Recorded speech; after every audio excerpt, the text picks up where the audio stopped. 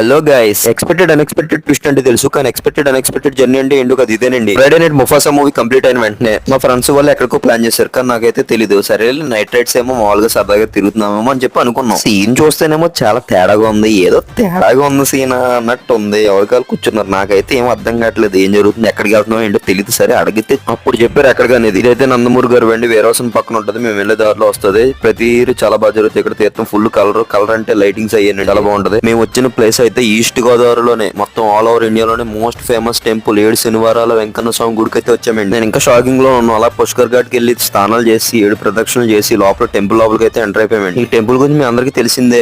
7 శనివారాలు 7 ప్రదక్షిణలు చేస్తే మనసులో అనుకున్న కోరిక గట్టిగా అనుకుంటే నెరవేరుతుంది. దానికి నిదర్శనమే ఈ జనం. ప్రతి శనివారం మీరు వెళ్ళి చూడండి, అసలు ఇసుకేస్తే రాలంత జనం ఉంటారు. మాకైతే దర్శనం మంచిగా అయ్యింది. ఈ టెంపుల్ కి వచ్చి ఆల్మోస్ట్ 1.5 year అయిపోయింది. అప్పటికిప్పుడు చాలా అప్గ్రేడ్ అయిపోయింది టెంపుల్ అయితే. ఇది ప్రసాదం తీసుకుని కౌంటర్ ఇక్కడ కూడా 5 కి ఫుల్ రష్. అనుకోకుండా వెళ్ళాను,